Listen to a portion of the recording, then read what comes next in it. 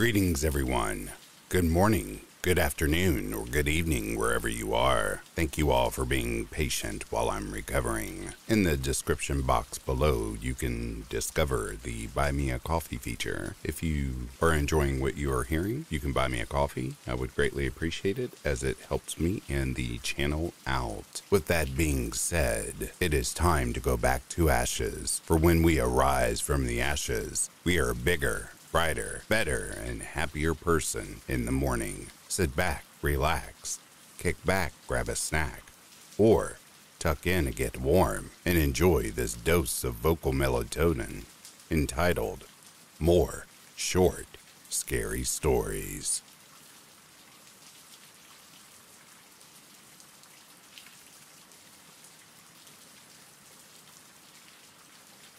The Figure.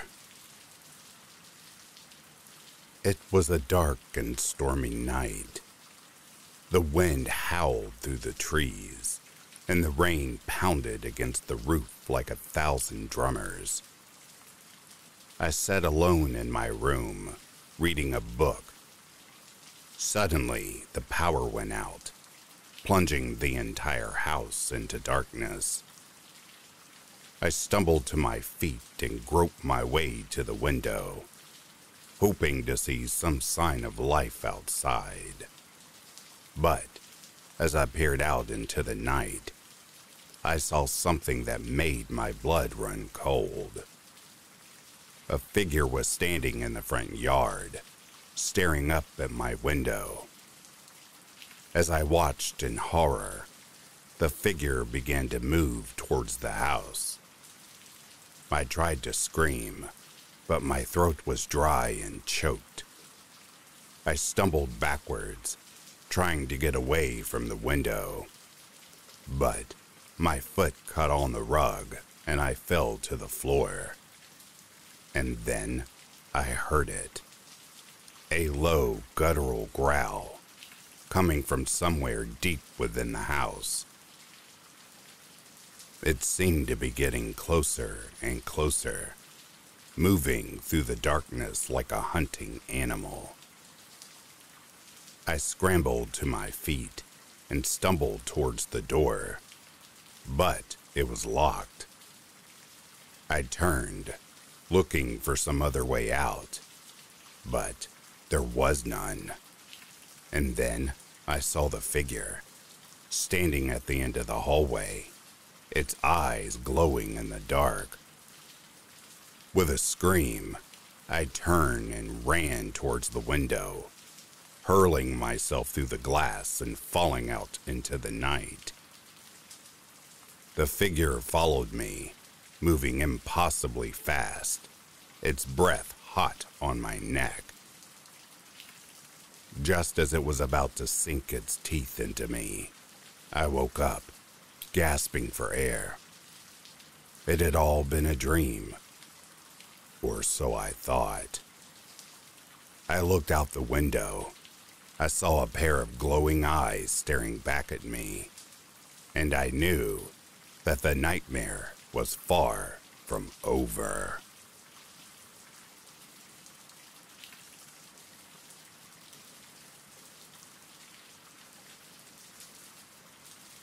This next story the author wrote, dedicated to his brother, who he sadly lost to the horrors of addiction. A Darker Way. The darkness holds a madness. We all know its name. It creeps and crawls and closer draws and carries endless shame. You can hear it calling when grief and pain prevail. It looks for you when you're through and your heart begins to fail. It whispers when you're sleeping and shouts when you're awake. It seeps its way inside you until your first mistake. And when it finds you standing upon that lonely ledge, its hand you'll hold, ever cold, as it walks you off the edge. And it's only when you're falling, with nowhere left to go. It takes your face, it takes your name, and darker does it grow. Softly does it place you upon that killing ground. With shattered hopes and dying dreams, your soul is truly bound. It'll slide its silky fingers up and down your spine. And when the tenor of a beast, it tells you, now you're mine. When the darkness calling so sweetly to your heart, you pull it even closer and promise not to part. For now you are together, and together you shall stay, as the madness guides you down a darker way.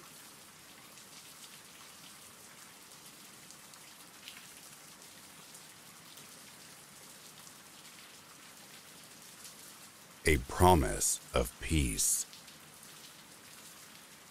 A bitter chill consumed Jonah's bedroom. He sat up in bed, chest still aching from the crash, to see a cloaked man with a scythe who could only be death. Oddly, he felt calm.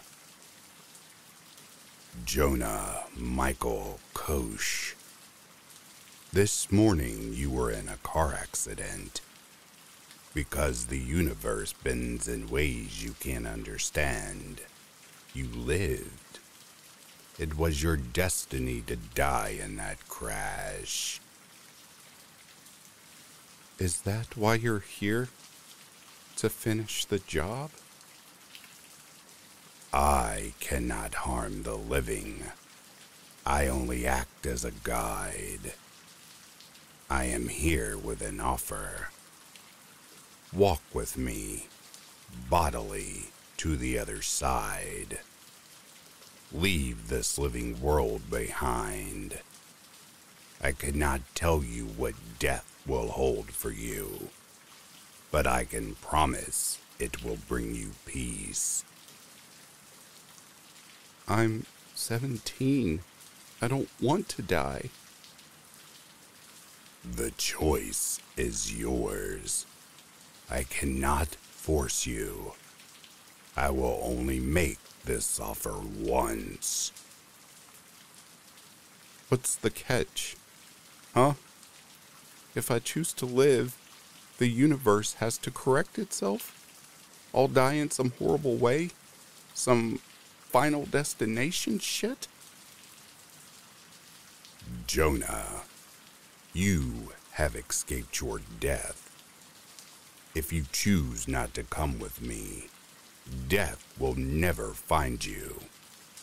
Your soul will be attached to that body for all time. I won't be able to die? It is a terrible fate. I won't die? Oh my God, that's incredible. Jonah hopped out of bed. Energy coursed through him. Never? Like, never die? If that is your choice. Holy shit. I'll become the richest man in the world. With enough time, I'll be king of the world. I could travel the galaxy. I'll basically be a god. Immortal Jonah. You're serious? Will you accept my offer? Jonah's mind boggled at the possibilities. Well, Mr. Reaper, you can take your offer and shove it right up your bunghole. It was nice seeing you, but I think this will be the last time we ever meet. So, have a good life, or whatever you have, but no thank you. I'll take eternal life over death. Goodbye. Jonah couldn't help himself. He began dancing a little, lost in his excitement. He turned to see Death still standing in his room. What are you still doing here? Yours is not the only soul I must tend to here. Huh? What? The gas leak ignited, shooting shockwaves and shrapnel through the house, ripping through the walls like wet paper. Jonah's parents and sister were killed instantly in the explosion. Jonah's body was a mangled mess. His spine had been severed, his lungs and heart ripped apart by shattered wooden splinters. He couldn't move, nor could he breathe or pump blood. But he was alive. He was conscious, inside that human shell, in unbearable agony. The rescue crew would retrieve all the bodies, and the Koch family would all be buried in the same cemetery. Jonah would spend all eternity in a dark, cramped coffin, buried 6 feet deep, unable to move, but fully alive, his soul permanently fixed to his despairing conscious mind.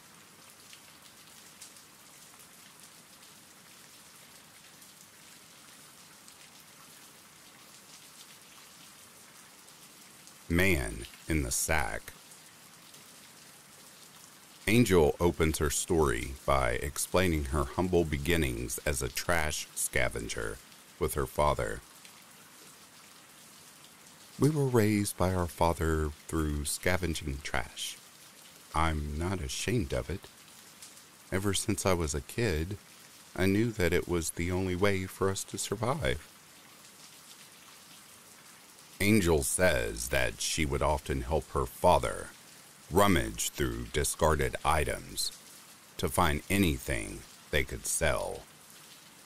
Things like old TVs, electronics, and copper wiring would always be some of their biggest hits. However, Angel says that the most profitable times for them would be during tropical typhoons, as they would usually find a lot of discarded items due to the floods. Most of the time, whenever we got hit by storms, our neighbors would bring my dad their things that got destroyed and pay my dad to fix them. Sometimes they would even just give them to us. And of course, we'd find a lot of things swept away by the flood.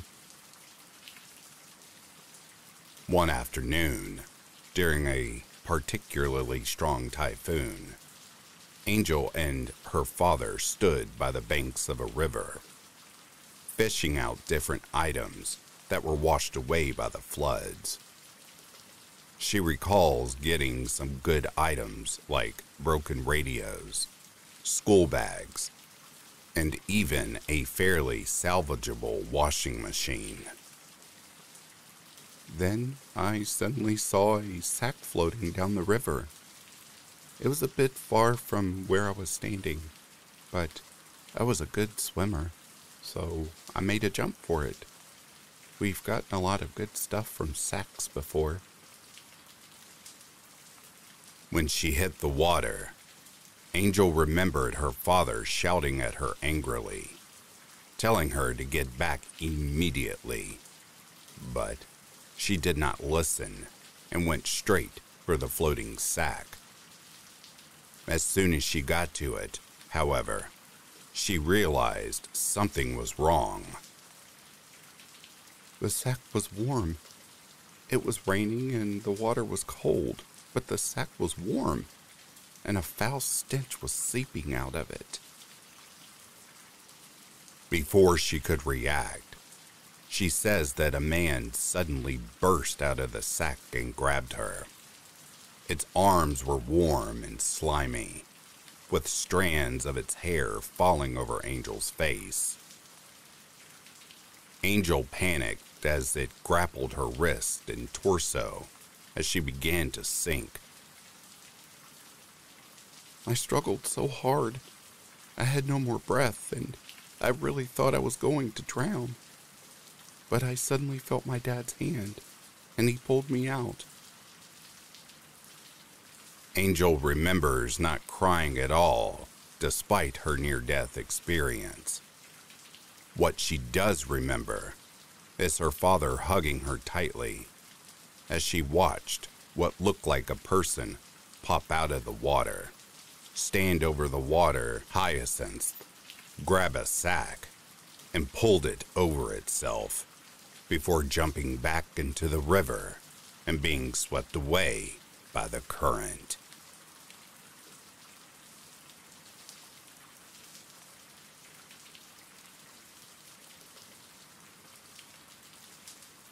God forgives sinners. I felt so guilty about last night. Mom and I had another huge fight, but this time I feel like I said too much. I didn't really mean what I said. I was just angry because she's trying to control me again. I tried talking to her this morning, but she's still ignoring me. I went to the church to clear my mind. I felt like I need to talk to God because I disobeyed his words. Luckily, the priest sat close to me. I approached him in hopes of clearing this guilt that I'm feeling. Father, may I speak to you? I could barely speak, but thankfully words still came out. What is it, child? The priest's voice felt so warm and welcoming. It made me feel much more at ease to talk to him. I'm afraid that I have sinned against my mother. Last night, we had a huge fight. I feel so guilty about what I said and did, but I couldn't take back everything. What's done is done. I don't know how I could ever make it up to her. The priest had a bit of a laugh before talking back.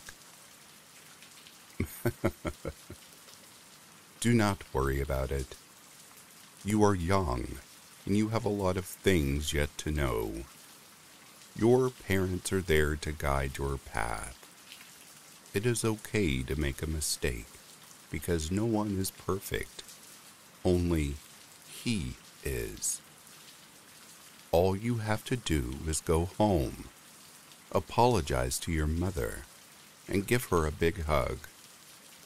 After all, if God can forgive those who have sinned, then so can your mother. The priest patted me on the head before leaving. His words gave me hope and understanding about my actions. Without breaking a sweat, I rushed back home and greeted my mother. I can see her in the kitchen, but I was still too shy to approach her, so I apologized from the living room. Mom, I'm so sorry for what I did. I just felt like you were being so obsessive about my life, and I feel like you were trying to control me. I didn't mean the things that I said and did last night. I hope you can forgive me. I mustered up the courage to speak while trying to prevent my tears from falling. I waited for a moment to hear what my mother had to say. Silent. Nothing but silence. She just remained lying down on the kitchen, with the same expressionless face like last night. I couldn't help but just cry. My mother wasn't talking to me anymore. I approached her slowly and bent over to kiss her pale, cold forehead. My emotions got the best of me, so I rushed back into my room. I just thought that maybe she's still mad today. I'll try apologizing again tomorrow. I got a great feeling about tomorrow. I'll just let her cool off for today. After all, if God forgives sinners, then my mother isn't an exception to not forgive me.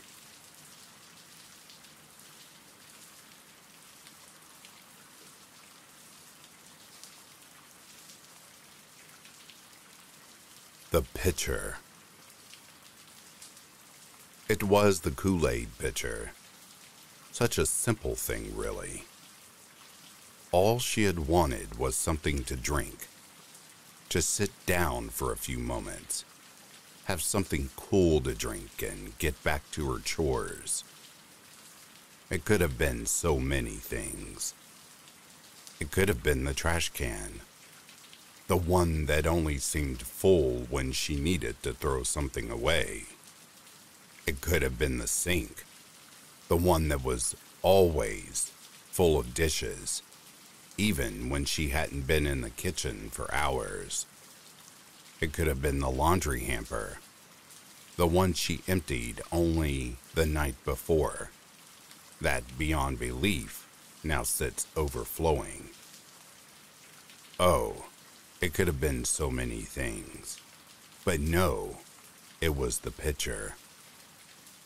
She hums to herself in the kitchen as she prepares the carrot cake muffins, feeding the white roots into the food processor. She had almost forgotten what it was like to bake in a quiet house with no interruptions. She smiles and laughs, a delighted and joyful sound that echoes through the nearly empty kitchen, the empty sink, and carries out to the empty laundry hamper by the laundry room door. She resists the urge to lick the spoon as she fills the muffin cups with the last of the batter. A little tisk tisk to herself as she works. Sitting and waiting in the living room for the cook timer to ding, she sighs. So much to do. That floor is definitely going to need cleaning. Later, definitely later, and picks up the book she hasn't opened in ages. Dozens of muffins sitting ready to go. 2 chapters of her book finished. She'd almost forgotten how easy things could be. Carefully, she writes the allergen card with all the ingredients for the neighborhood party. Below the ingredients, she writes in flowing script, made with foraged ingredients. A stranger wouldn't notice anything amiss in her smile, had her family been present to see. They might have noticed a certain maniacal gleam to the smile. But then, that had been there for so long, it might have gone unnoticed. Cleaning up the last of the dishes from baking and singing a little tune, having forgotten the last time she sang as she worked, she carries the muffins out. She knows she'll be asked where her family is. That's okay. She's ready. We've all been very busy. They're simply in pieces. She laughs at her own joke and continues on her way.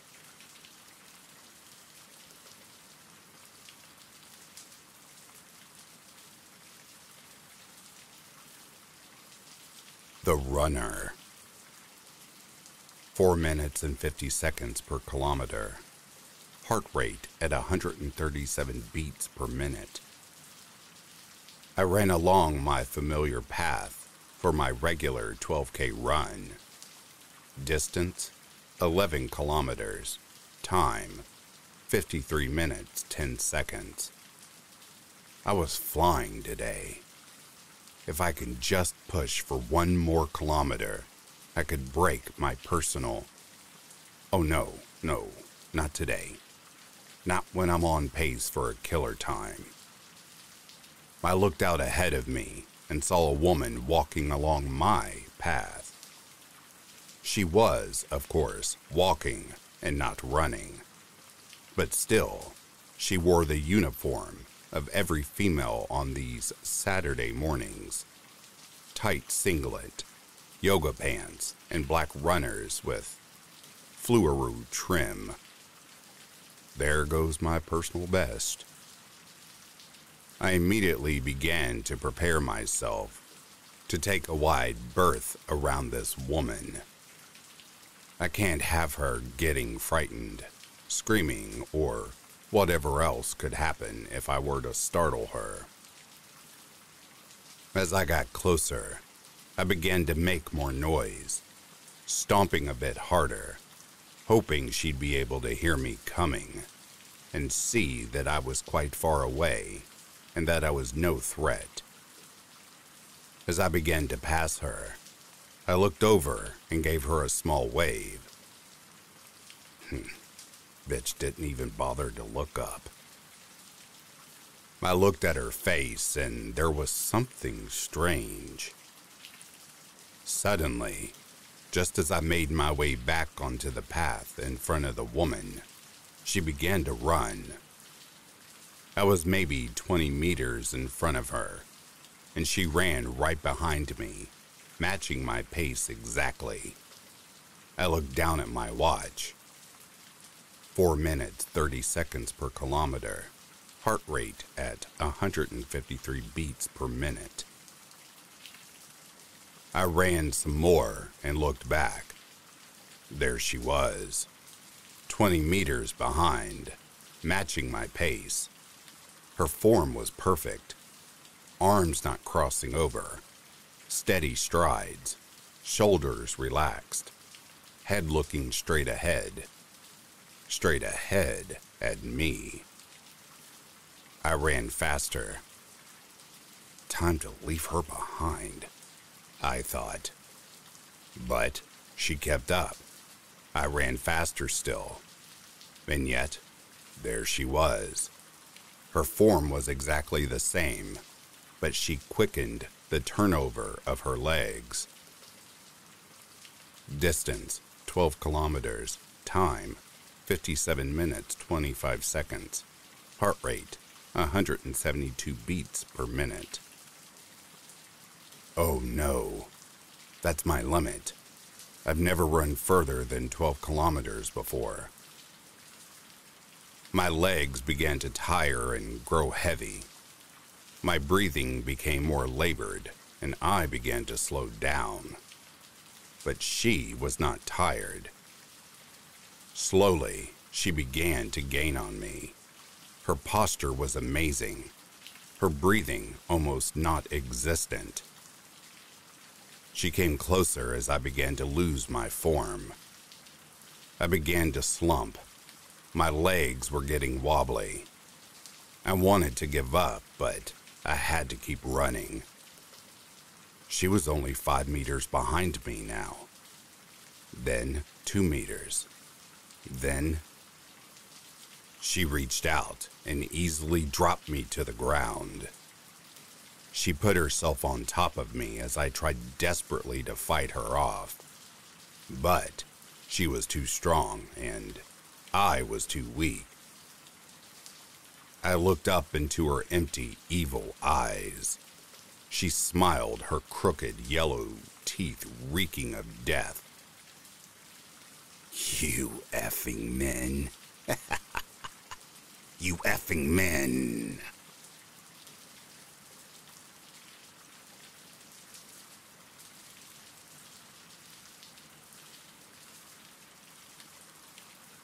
The new ones.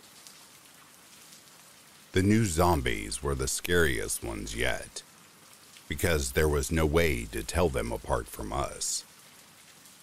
Previous zombies had all white eyes, or shambled after you unrelentingly, or raced toward you with toothless, spittle-flecked grins, or croaked out half-words when trying to say their own name, or kept moving even after multiple bullets to the body, or being cut into two. Not very tough to identify. The new breed, however, were problematic. They spoke normally. Their skin wasn't gray or rotting, but rather the same skin color it had been prior to being turned. They had normal vision, ate burgers or spaghetti or Pringles like the rest of us, and died by typical means. Losing blood, being shot nearly anywhere, brain hemorrhages, heart attacks, cancer. Some even fell in love with us and vice versa, keeping their clever cover seamlessly all the way through, while starting families, having grandkids, right up to their supposedly natural death. It's been so many years now, it's gotten almost impossible to spot them, especially with all the half or quarter zombie children running around. Frankly, the only way to tell them apart is to feed them a piece of human flesh, disguised as a steak or meatballs or a sloppy Joe, and see if they eat it. Even then, if they get wind of what sort of meat you're presenting to them, they'll probably recoil in disgust. In that case, you may have to lock them in a cage in a dark basement for a few weeks, at which point they typically lose most speech faculties and end up screaming nonsense. Clearly, they're trying to trick us, to blend in, mix their blood with ours, weaken our species. If we're being honest, I actually got tricked once myself. I fell in love with one, not realizing what it was. Only years later, after Rosa, the name she gave me, left me, did I realize I'd been had. It all went to hell when I told her I probably didn't want to have children with her, just in case she was one of them. Sure enough, that's when she left me. If that's not a sign Rosa was a zombie the whole time, I don't know what is. Sometimes I still miss her, but that's probably a result of the alien saliva she got in me. Heed my warning. Stay alert. Don't get complacent like I did. If you think it couldn't happen to you, if you think you could never be tricked, that's simply because you're not looking hard enough. As for me, I'm going outside now to take care of what no one else in this confusing world has the guts to do. See, I won't be fooled again.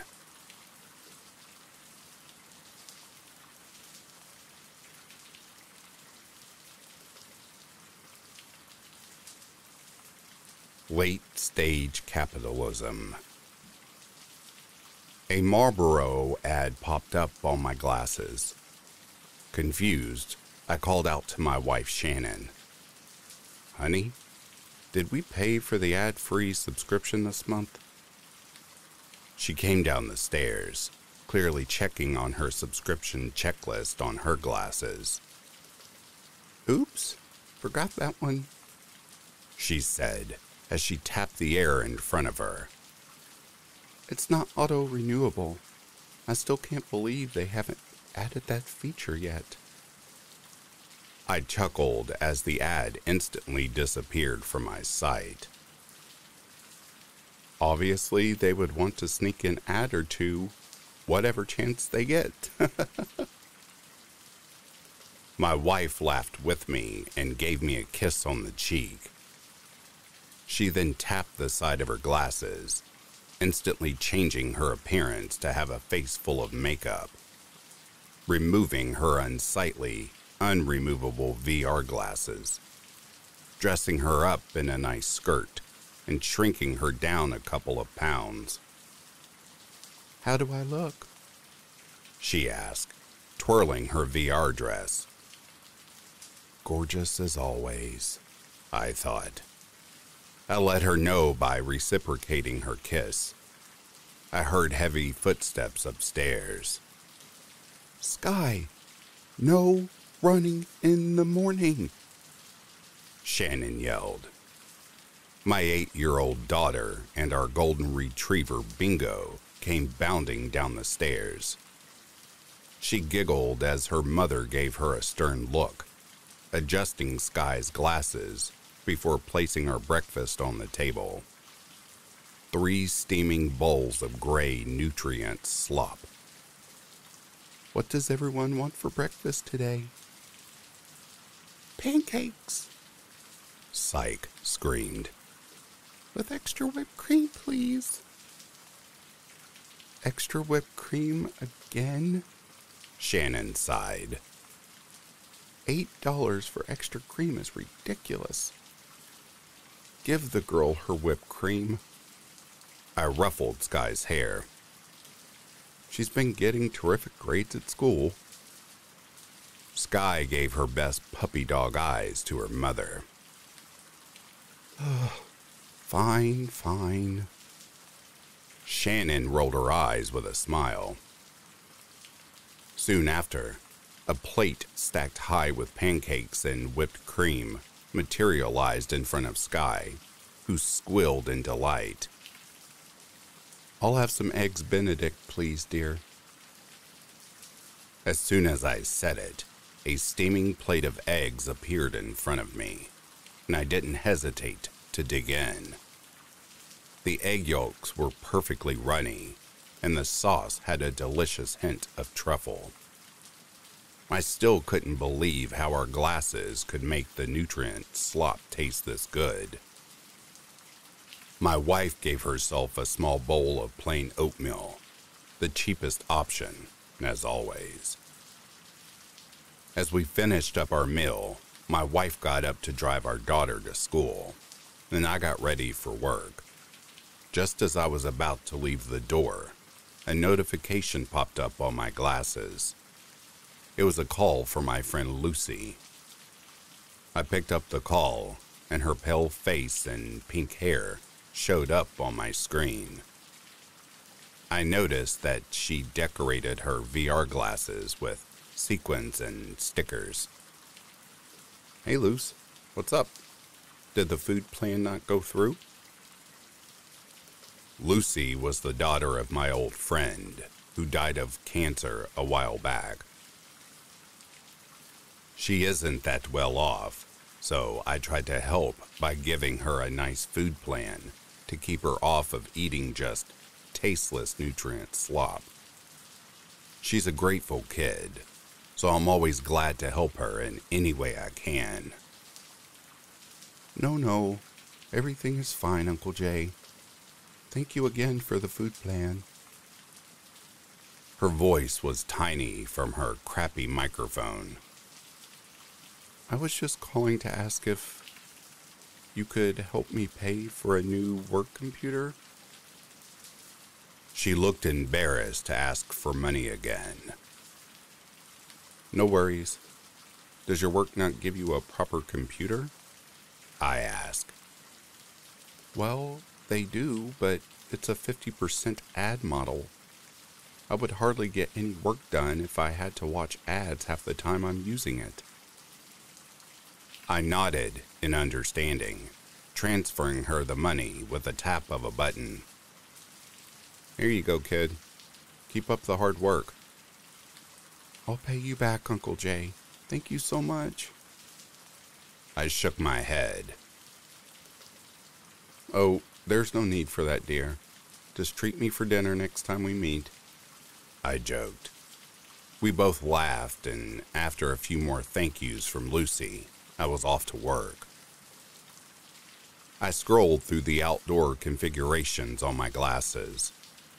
Autumn breeze, seaside walk, space excursion, rainforest expedition. I settled for sunrise hike. I opened my front door, greeted by the warm orange-red glow of a sunrise. Birds chirped and the air was lightly chilled as I followed a subtle arrow on the screen to the train station. I could see mountains and a giant lake in the distance. People passed by me, no doubt immersed in their own walk configurations. I took a deep breath, the smell of fresh soil and vegetation lingering in my nose. This is the life. After an uneventful day at work, I came home to see Shannon looking pale on the couch, hugging Bingo, who was perched on her lap. What's wrong, honey? I asked. Her VR makeup was still perfect through the tears streaming down her cheeks. I got a ping from my glasses today. She sniffed. It detects cancer in my system. Stage 4. I lost all feelings in my legs, stumbling to my wife. We embraced, and I felt her shaking with me in my arms. It will be okay, Shannon, I whispered. We have insurance. We have the money to get you the medical help you need. You'll be all right. Deep down, I knew that the chances were slim. Cancer was still incurable at this stage, and she was 44, only 11 years away from our natural life expectancy. In a couple hours, Shannon was transported to hospital to begin her treatment. Your platinum insurance plan should be able to cover 4 to 5 months of treatment of Miss Shannon here, the doctor said. After that, the cost will come from your own pocket. I will have you know that about 5% of patients with the same condition as your wife survive. So, if I were you, I would continue treatment for as long as possible.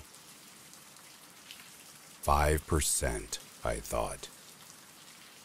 I wouldn't care if the chances were 0.1%. As long as there is a chance, I would take it. A month passed and there was no change in the condition of Shannon. In fact, her health seemed to deteriorate even more. Her VR slimming filter now made her look gaunt and malnourished, and her bright smile was now a tight grimace. Sky took the news poorly, and her grades took a turn for the worse. As a punishment for failing her classes, the school has replaced her recess with ad breaks, worsening her depression. I made sure to give her pancakes with extra whipped cream in the mornings, but even that barely seemed to cheer her up. I heard about Shannon, Lucy said, her hair now a pale blue on my glasses screen. I'm so sorry to hear that, Uncle Jay. Is there anything I can do to help? I shook my head. I'm doing everything I can to help her, I said weakly. Don't worry about her, all right? Just focus on yourself. I've been doing some research on the history of cancer, she chimed. I'm a programmer, so I am quite savvy when it comes to digging up information online. I stumbled on some really old files. Apparently, back in the day, cancer was a lot rarer than it is now. She lowered her voice to a whisper. And some people say that our life expectancy used to be around 80 years. I waved her off. Don't be silly listening to those conspiracy theories. I sighed. Just look out for yourself, all right? Her concerned face stared at me sullenly as I cut off our connection. It's been 5 months since Shannon has been diagnosed with cancer. My insurance flaked out 1 month before we expected, and I had been paying for her medical fees out of pocket for 2 months. I huffed in frustration as another ad popped up on my glasses, obscuring my vision as I tried to work. I had discontinued my ad-free subscription a while ago, and I had never realized how many ads people got. The morning where I woke up to have an ad greet my eyes first thing in the morning was not a pleasant one. Your productivity has been at an all-time low this month, my supervisor commented. I'm sorry, sir. I had to turn off my ad-free subscription to pay for it. No excuses, Jaden. If this keeps up, you will be terminated. He adjusted his gray VR glasses, glaring at me behind the lens before walking off. I slammed my desk in anger, but none of my coworkers so much as glanced in my direction. When I arrived home that night, animal control was at my front door. What's this? I asked. One of the workers came up to me, holding a leash. You haven't paid your monthly pet subscription for a month. Your pet will now be kept at a shelter until you can pay the fee to return it. Another worker emerged from the house, carrying a sedated Bingo in his arms. I completely forgot about the pet subscription. How much do I have to pay to get him back? I asked. A year's worth of subscription ought to do it, and do it quickly. Shelters are not patient and have limited space. Your dog would be bit down in a month. I fell to my knees as they drove away with Bingo. Sky and I had plain oatmeal for dinner again. Her eyes were sunken and dark from crying after they took away Bingo. She hasn't been sleeping much. Hey, sport. I have just enough money for some pancakes for dinner. How does that sound? Her eyes lit up ever so slightly, and I wanted nothing more than to keep them that way no matter what the cost. I looked at my balance on my glasses. $256.09. I can spare some money for the extra whipped cream. It's been 7 months since Shannon's diagnosis. Bingo has been put down. Sky and I have been eating the tasteless nutrient slop in our new apartment after we had to sell our old house. I had been laid off from my old job and am now working as a garbage collector. I cannot count how many subscriptions I have that have expired. I am too afraid to look. Be safe on your way to school, I droned as I heard the door close behind Sky. I wished I could have brought her to school myself, but I had a shift in 15 minutes. I stepped out of my apartment. No more walk configurations. That subscription expired long ago. Now, I am greeted with harsh, blinding sunlight. Desert filling in the gaps between cities. An absolutely unrelenting heat. I began sweeping the ground. After my shift, I went to check on Shannon. The air-conditioned hospital felt incredible on my sweaty skin. A doctor greeted me by the door to her room and asked me to sit down. Sir, I recommend your wife be switched to hospice care, he said, his professional demeanor unwavering. I stared at him blankly. After all this time, after all the treatments I paid for, I choked. As I said, this treatment has only a 5% rate of success. Unfortunately, your wife was in the unlucky 95%. We will send her home with a prescription of strong painkillers, and you can make the last days of her life as comfortable as possible. I assume you still have the release fee for your wife? I nodded weakly. And that was that. My wife was wheeled home to our shitty apartment. She was barely able to open her eyes, and the VR filter was struggling to recognize her as a human being anymore. The embedded earphones on her glasses leaked a tiny voice. To continue your complimentary supply of painkillers, please keep your eyes focused on the center of the screen as the next ad plays. I sawed next to her, holding her cold hand. I noticed the time, 8 p.m. Where was Sky? She should be back by now. I checked the child safety app on my glasses. I froze as it showed me that the subscription had ended yesterday. It was the only thing keeping her safe on the road to school. Ring, ring. Lucy? I thought.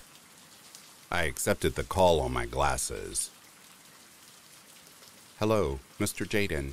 This is the Children's Hospital calling to let you know that your daughter has been involved in a vehicular accident and has since passed away.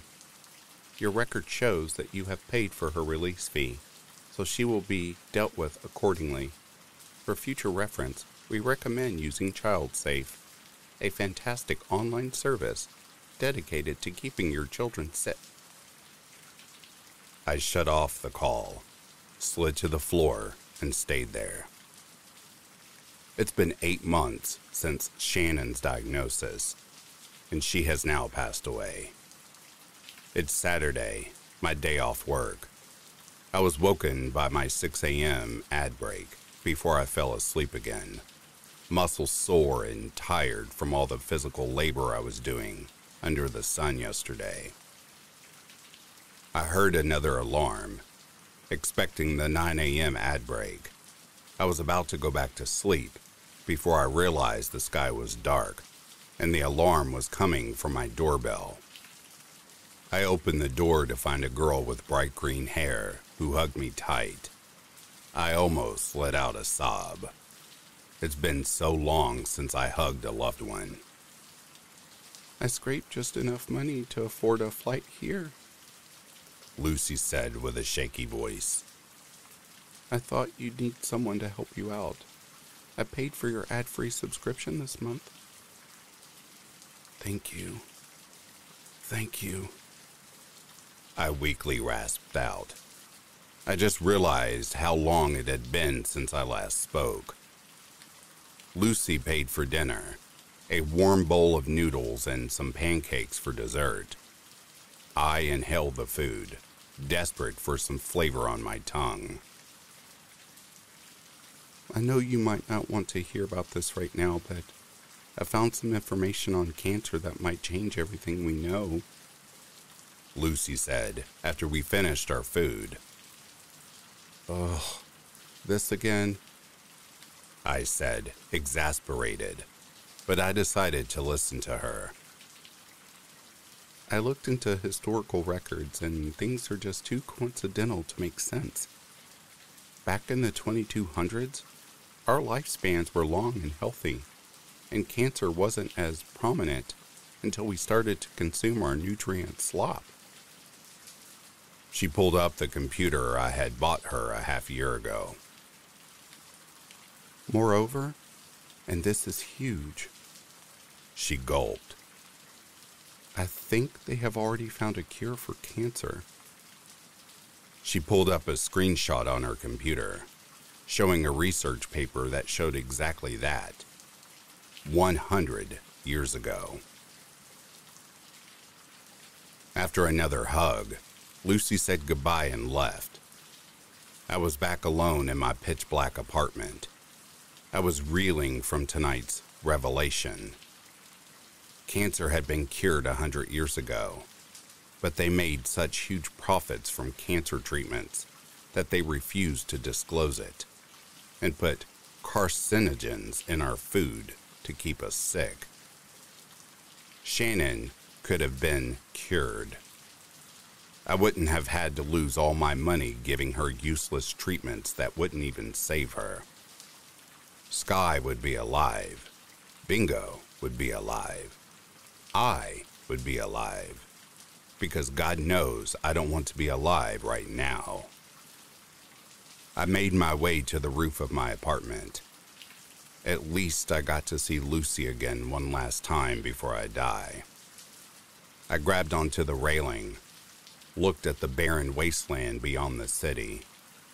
Now that everything isn't hidden behind the VR illusion, I almost felt like I was freer. No longer living a lie constructed to make us spend more money just to shield us from the truth. I was about to heave my body over the edge when my glasses piped up. Please be noted that suicide is a criminal offense, punishable by removal of your release fee. You will be redirected to a suicide prevention hotline. Please hold as we play a short ad. These ads keep our suicide prevention hotline running, so please don't hang up. Tired of unsightly ads? Introducing the halfway extension, which splits your screen in two, showing two ads at once. I slammed my head against the railing, screaming in rage as I tried to rip my glasses out of my head. I felt the screws straining against my skull, blood pouring out of my temples as I tore at the lenses. I felt a zap to my head, then nothing.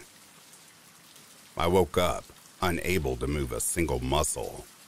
My glasses were fixed, and they booted up the moment I opened my eyes. An infographic started playing. Welcome to the Release Center.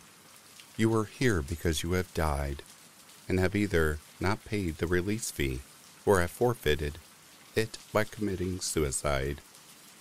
No worries, as the Release Center will eventually let you pass away peacefully after you have contributed enough to the betterment of society.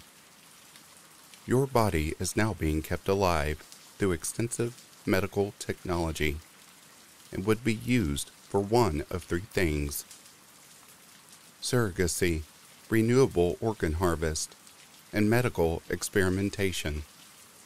You have been chosen for renewable organ harvest. Please enjoy these ads as we painlessly operate on your body. Thank you for your service. On the top left of the screen, a countdown started. 50 years, 4 months, 16 days and 23 hours. A Marlboro ad popped up on my glasses.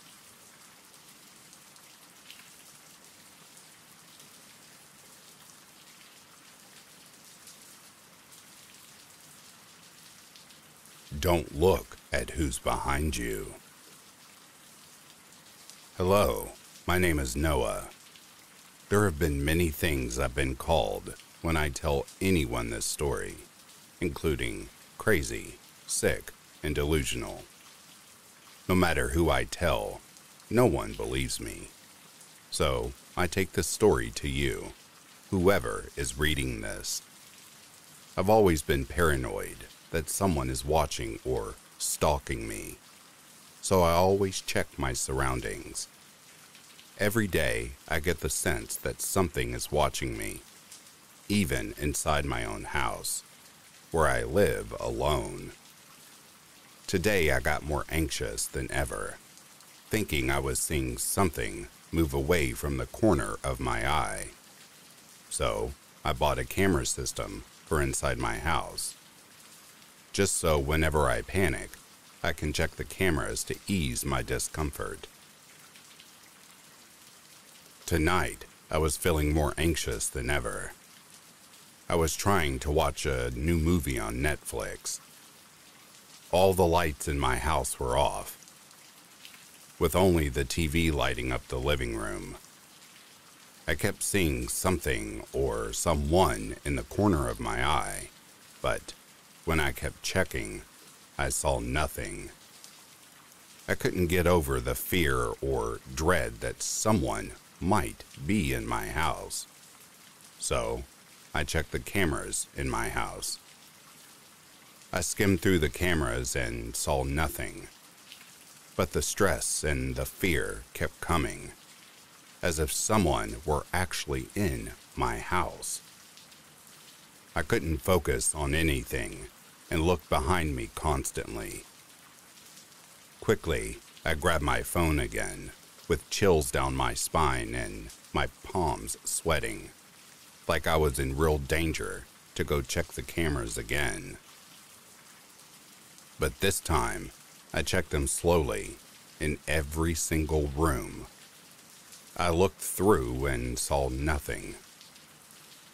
When I looked through the kitchen's camera, which is the room next to the living room, I thought I saw nothing. I wished I would have just put my phone down and gone back to what I was watching and minded my own business.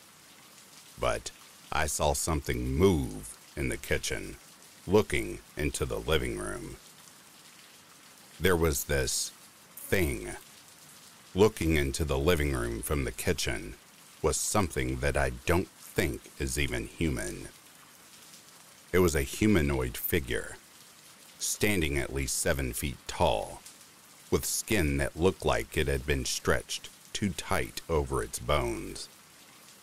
It had no hair on its body, and its eyes were completely black, as if there wasn't a single ray of light that could penetrate them.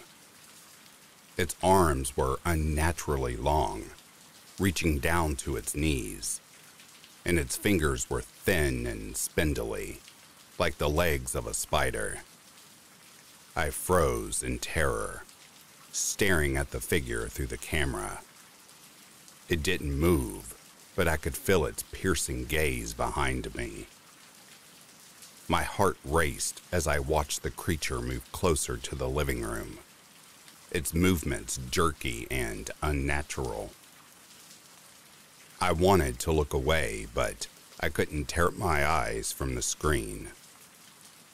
Suddenly, the creature's head snapped toward the camera, as if it knew it was being watched. My entire body shook with fear as I saw its twisted, grotesque face contort into a smile. Suddenly, the power went out, and the room was plunged into darkness. I scrambled to find a flashlight on my phone, but my hands were shaking so badly that I couldn't focus. I heard something moving in the kitchen.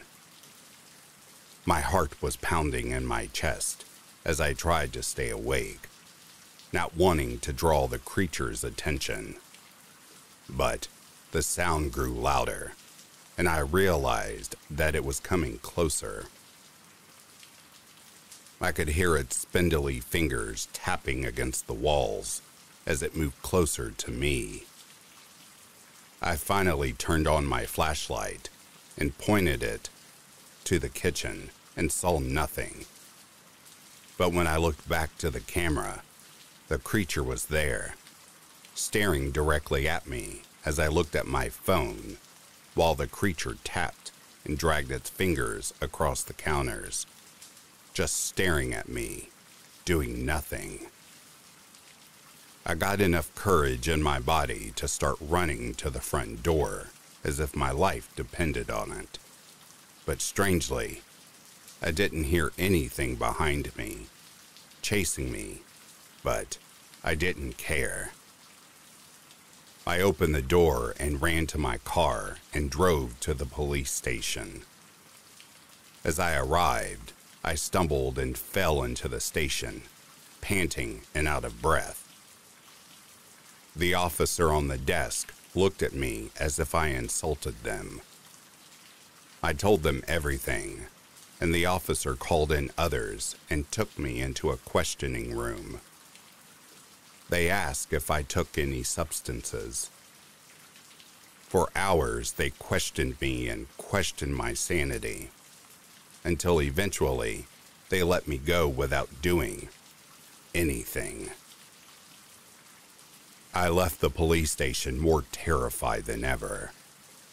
I called my best friend, Cam, to come over, so I wouldn't need to be in the house alone. I didn't tell Cam what happened, but he doesn't think I'm a weirdo or something. But we watched movies together and played some games. When we wanted to go to bed, I set up the couch so I could lie in it and let Cam sleep on my bed for tonight. Before I went to sleep, I checked the camera to ease my mind. But that's when I saw it again.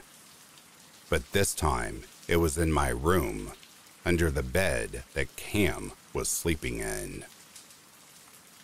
I froze even though I wanted to get up and get him the F out of there. I couldn't move my body. All I could do was watch as the monster's bone, skinny arms slowly reached out from under the bed towards Cam. I couldn't do anything. My blood ran cold, and my breathing became heavy as I saw the monster reach for Cam's face. I saw as the monster quickly poked Cam's eyes out. My friend screamed in pain, but not for long, as the monster covered his mouth and pulled him under the bed. From the living room, I can still hear his muffled screams. When he was gone, I felt my body move out of the couch and grab a weapon and went to my room. I kicked down the door, expecting to see a pool of blood and Cam gone. But all I saw was my friend awake, yelling at me. "What the F are you doing?" Confused, I apologized and looked around and closed the door, questioning that I might be crazy. And I walked. And when I looked back at the camera, I realized the cameras were a few minutes delayed as I saw the monster come out of the bed. The monster started to rip its limbs and skin apart, eating when it ripped them off, showing itself to look more like Cam, and got into the bed before I came into the room like nothing happened. I ran out of the house and never looked back for a few weeks, just sleeping in my car until I eventually moved out, never seeing Cam again. When I tried telling people and Cam's family what happened, everyone never believed me, which is why I'm telling you this. I'm going back to the house and trying to find Cam. Goodbye.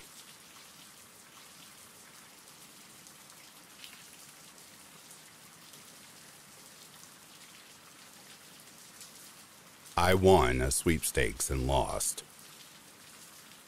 I live the best part of my life online. It's a sign of the times we live in, I guess.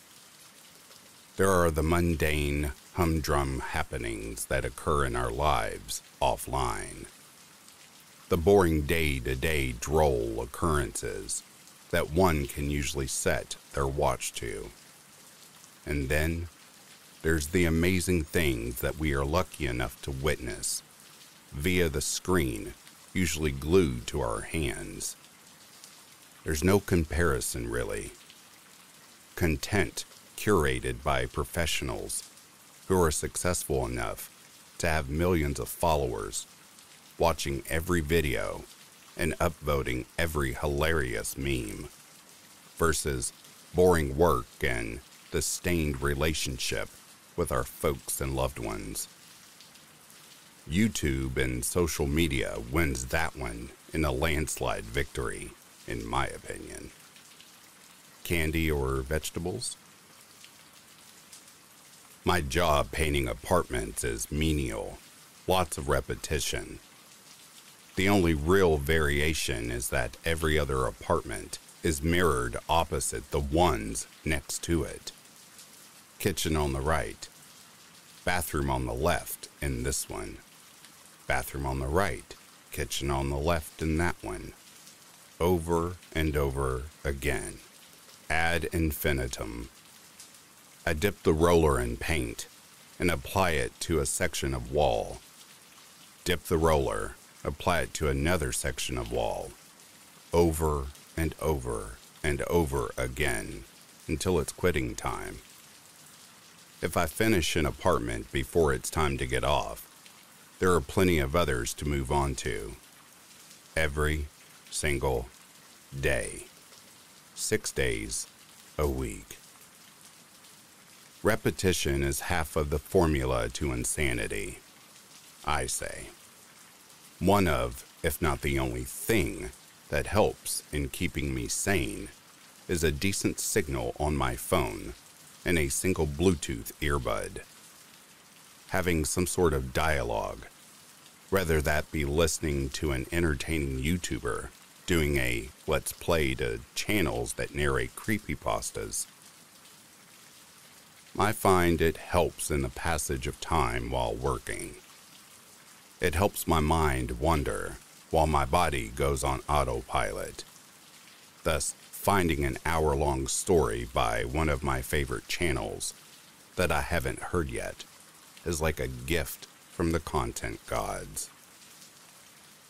One of the longest work days I can remember was the day that my earbud fell out and landed directly in my paint bucket. I cursed the universe as I watched it sink. It happened early in the day, too, so I was forced to weather the remaining 6 hours with nothing but my own thoughts and the sound of my paint roller smearing on the walls. I had lost the other earbud somewhere months ago, so it's not like I had a spare one charging somewhere.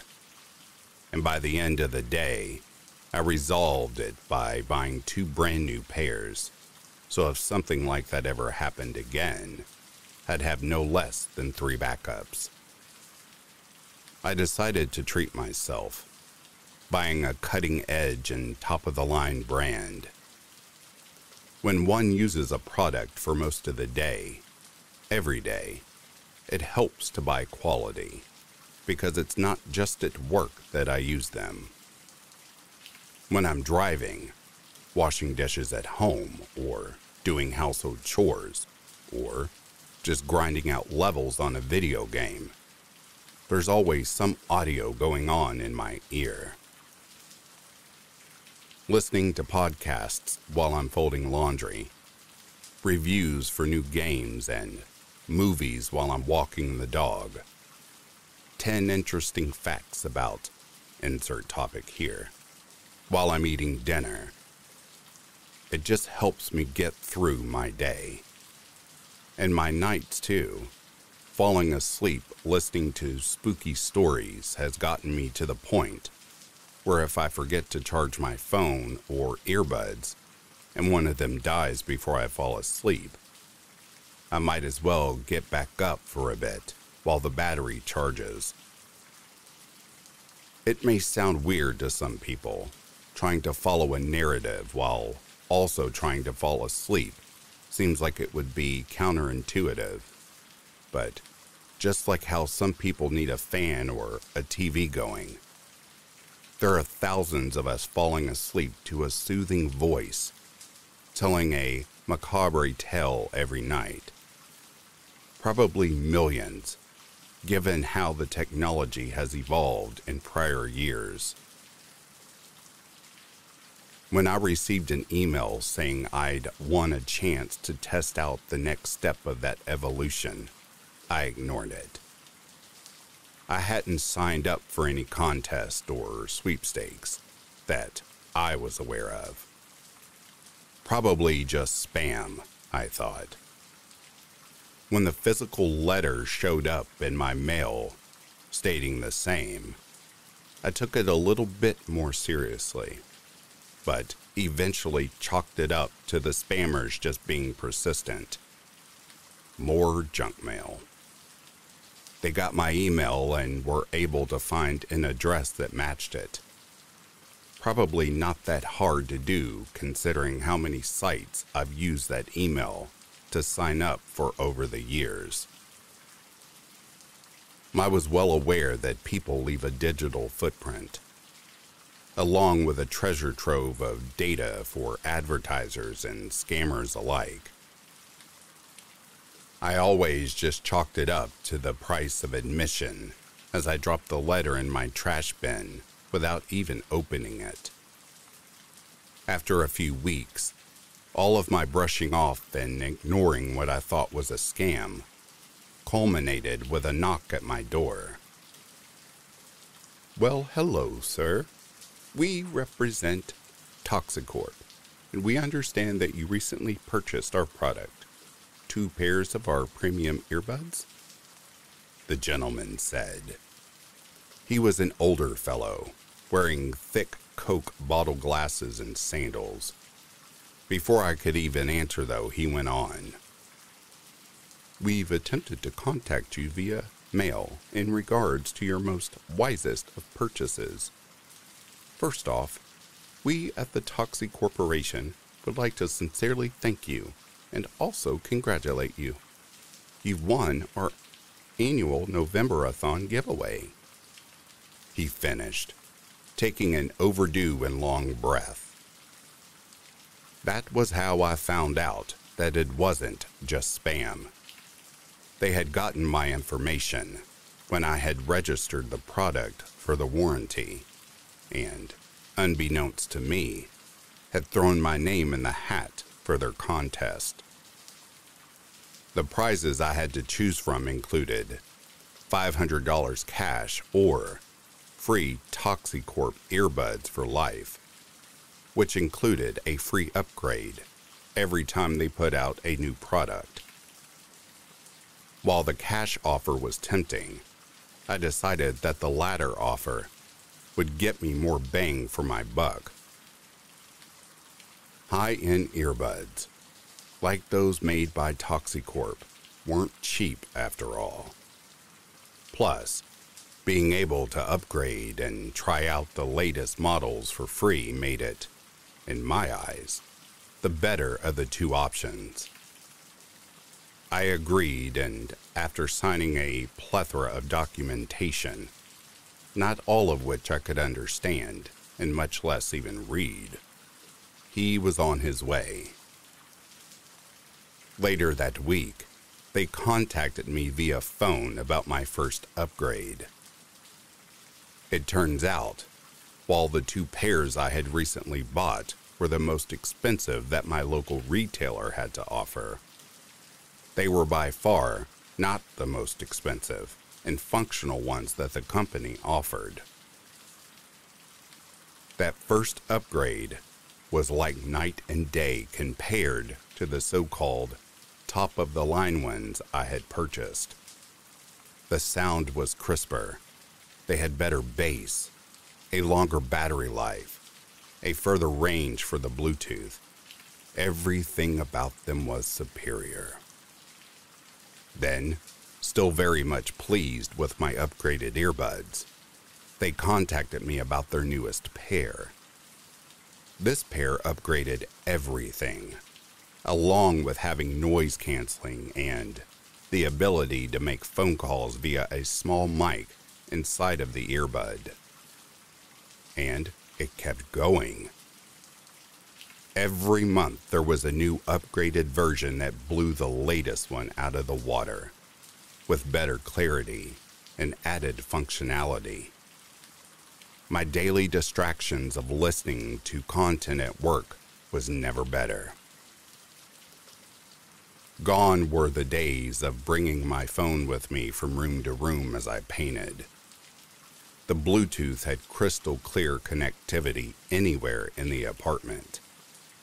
Hell, I could leave my phone charging in my car outside, and the signal would pick up through spans of parking lots and brick walls. The snug, form-fitting cushion in my ear ensured that they never fell out on accident, yet wasn't intrusive. I could go on, singing praise for the innovation and quality that the good people at Toxicorp were doing with their whole line of audio products.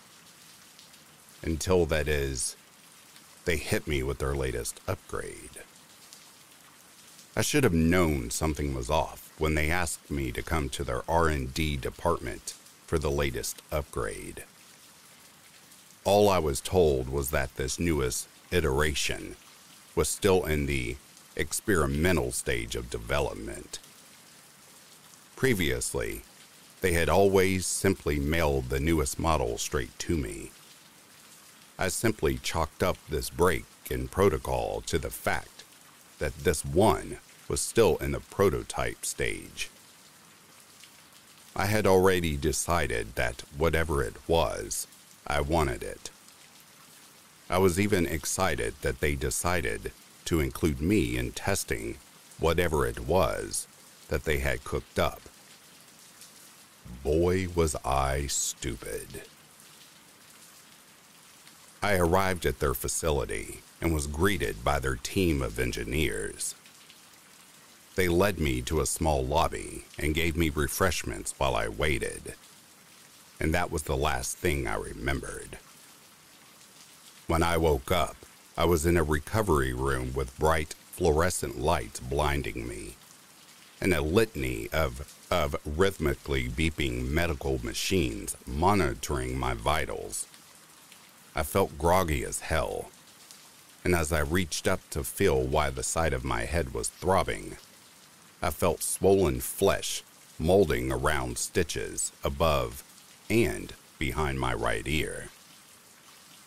They said that the nausea accompanied by the dizziness I felt was normal and conducive to the operation they performed in and around my inner ear. I was pissed. When my complaints and threats finally summoned the head researcher, the very same old man who had come to my door to tell me I was a winner walked into the room. What the hell? How did I get here? And what the F is all this about? Some procedure, I yelled. Did you people drug me? What kind of sick operation are you people running here? The old man merely smiled. Nothing that you didn't agree to. You gave us express permission when you signed our agreement. Like hell I did, I yelled. He produced a small remote and pointed it at me, pressing a button as I continued to yell. Diciamo salir di qui l'amo mi mandato, I threatened. Wait, what the hell? I had yelled that in English. I clearly said, "Let me out of here and I'm calling my lawyer." And I had heard the English version in my ear, but in my right ear, the ear that was throbbing and had been operated on, I heard what I assumed was some other language. The scientist seemed pleased at the utter confusion that sank into my facial features. Did you just speak gibberish? He asked, grinning from ear to ear. He had really said, "Habla español?" I heard it with my untainted ear, but I also heard the English translation clear as day with the other. I'll admit, even though I was still utterly pissed about the situation, I'd be lying if I said I wasn't a little amazed. What? What else can it do? I asked, my anger subsiding slightly. His grin grew even wider. He came closer to show me the remote. It was something akin to an old iPod-looking thing. He scrolled through a plethora of menus until he selected one labeled Enhance Audio. He then pointed it in the direction of the two nurses conversing behind the other side of a large glass viewing window on the other side of the room. As soon as the remote was pointing in their direction, I could hear them. "I can't believe that prick stood you up like that, girl," one said. "He's a loser anyway. I heard from Jenny that he isn't even all that well endowed, if you know what I mean," the other said, holding up her pinky finger, which sent both of them into a giggling fit. "Can you hear them? How clear is the audio?" the old man said, pulling out a clipboard and pen seemingly from nowhere. We ran a gauntlet of tests, trying out different features and models, dialing in and fine-tuning the settings. By the time we were finished, I wasn't even all that mad anymore. I mean, I was still a little peeved. I had been tricked and drugged and operated on without my consent. I don't care what the gibberish in my contract said. I felt violated. But after all was said and done, I couldn't help but feel like the benefits that the new implanted device offered were more than worth some shady and underhanded practices. I was kept in their facility for a couple of days for observation and more tests, compensated for my lost wages at my job, and given a prescription to fill, something to help with the pain while my body healed. They claimed it was an astounding success, leaving me to wonder what would have happened if they had failed. I went about my life, checking in with them via phone once a week, which I could now call and answer by merely thinking about it, thanks to their device. I could understand hundreds of spoken languages. I could hear conversations happening through brick walls with crystal clarity. And if it ever got too much, I could always just lower the settings, even mute certain frequencies. Despite their underhanded techniques and the violation of my own body, my rage in them had subsided and became more like a perturbed annoyance. They had drugged and operated on me without my knowing consent, sure, but I was beginning to come around. Hell, I would have even said I came out like a thief, definitely better off than I had been. Then I began having the dreams. My dreams, since they had installed this thing in my head, had been so vivid. Dreams that seemed so real, almost like I was awake, but not in control. Like watching yourself sleepwalk. I have vague memories and impressions when I wake up, remnants of whatever cycles of subconscious mind rolls through when I'm out. In one, I only remember being told by some authority figure that I needed to go out to the corner store and buy a certain brand of potato chips. My socks were wet when I woke up the next morning, and my blood chilled when I stepped outside, only to notice that it had indeed rained the night before. When I checked my bank statement, there had been a purchase at 2:46 a.m. for the amount of $3.46 that I didn't remember. Hell, I had been asleep at that time. So I was sleepwalking, along with sleep purchasing and God only knows what else. They kept happening, always single-mindedly compelled to complete some seemingly menial and meaningless task. I tried sleeping pills. When that didn't work, I tried caffeine pills to stay awake. When I eventually did crash and pass out, they continued. I even tried getting blind drunk. And while I don't remember having any vivid dreams or sleepwalking episodes, my bank account and transaction history begged to differ.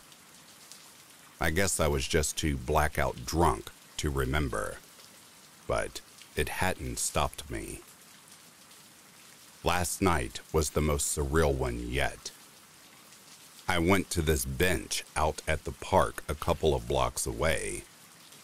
When I got there, I reached beneath it, obtaining the gun that I somehow knew would be there. That's when everything became fuzzy.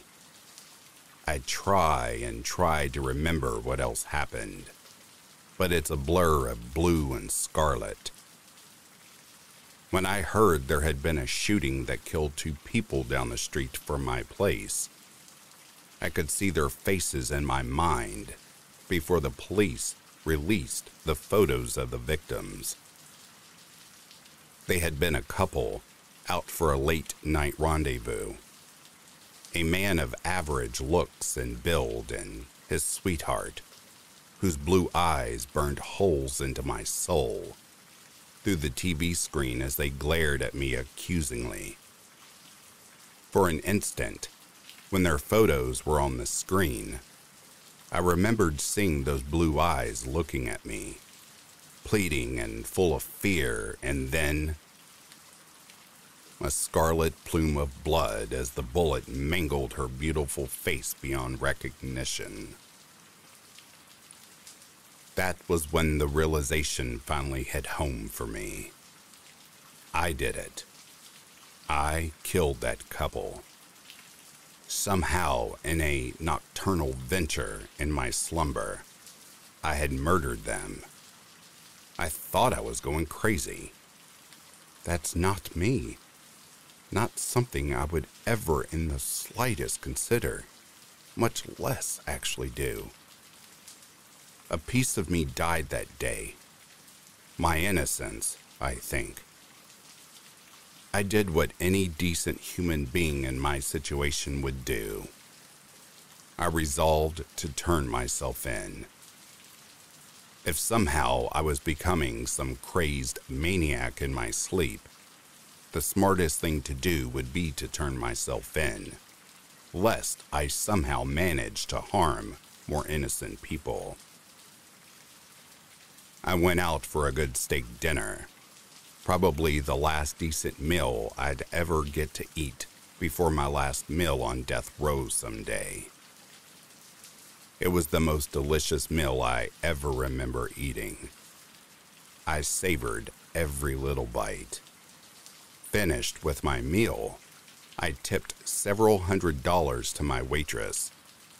My last good deed that I knew would ever make up for the harm I had caused, the lives I had taken.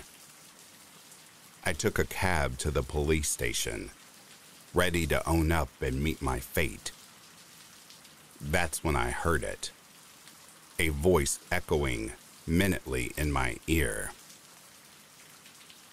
"Don't do it," it said. and suddenly I found that I couldn't. I stood there for a long time, trying to take that step up to the door, the voice repeating the command incessantly. It commanded and I obeyed. Its hooked tendrils were sunken deep, and I was compelled to do as it said. That voice was familiar, I realized. It was the same voice that had greeted me when I opened my door that day. The same voice I heard after the surgical implant was unwillingly installed, trespassing in my brain. The same voice of the head of research and development. The friendly voice of ToxiCorp.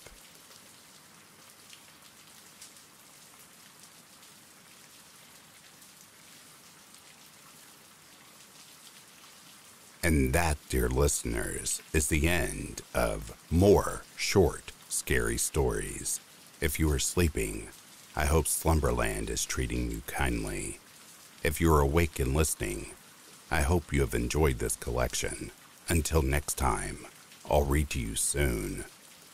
Have yourself a good morning, a good afternoon, or a good night.